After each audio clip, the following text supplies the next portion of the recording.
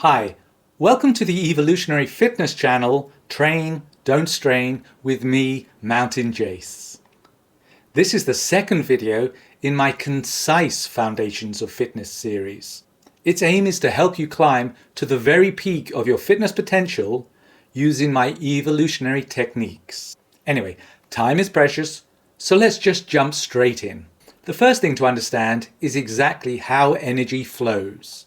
Because without this fundamental knowledge, there's no hope of consciously directing it to a specific muscle in order to take that muscle all the way into the all-important debilitation zone. Much more on this later.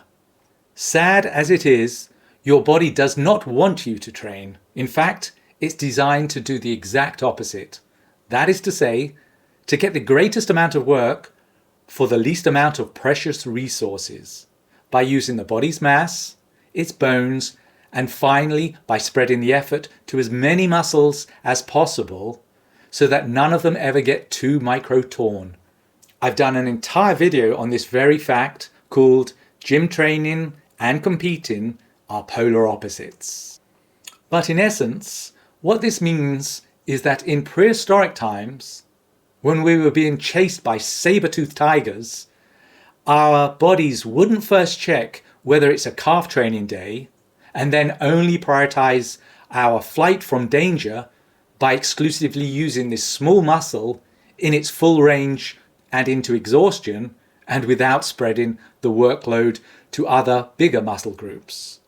That makes no sense. Dying with beautifully formed lower leg definition may be the real reason why dinosaurs went extinct. But us humans will just have to live with the fact that the body is only worried about keeping us safe and doesn't care whether we look swole in the process.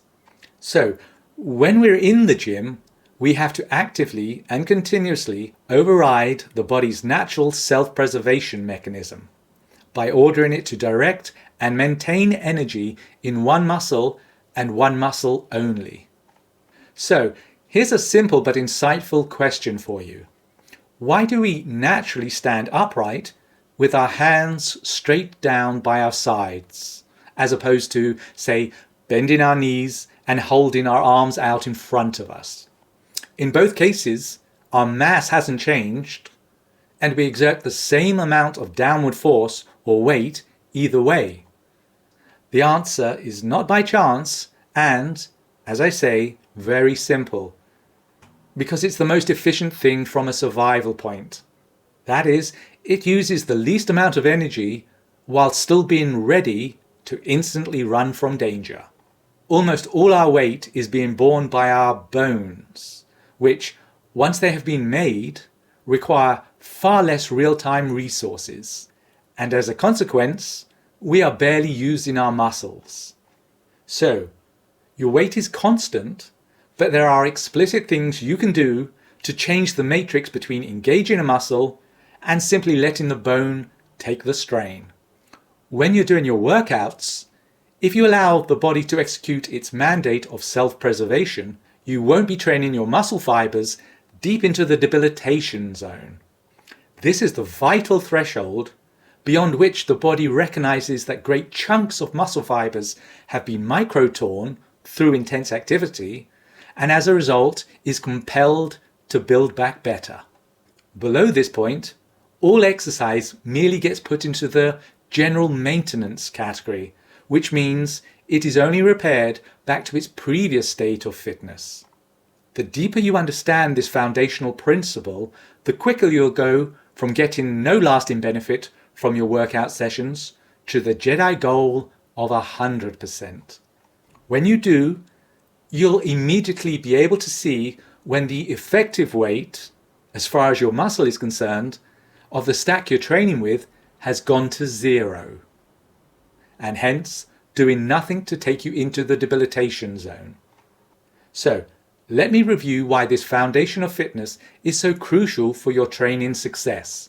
If the weight of, say, the leg press machine is predominantly going through your bones, not only are your muscles being hardly used, but they are actually getting inverse benefit of resting during the move. And because there are substantial compound effects in training, that is to say, the 6th rep is more beneficial than the 1st, as soon as the muscle enters a rest phase, the counting, as far as the body is concerned, starts again from 0. The 2 most common ways people cheat train at gym are stopping the weight from ever entering the muscle by letting the body find ways to pass the force of the weight through our skeletal structure, and mass displacement, where again, using bones and the seesaw mechanism, the mass of one's body is used to move an external, much smaller weight without the necessity of engaging a whole heap of muscle fibers. You'll hear a lot more about these cheat cuts in future episodes.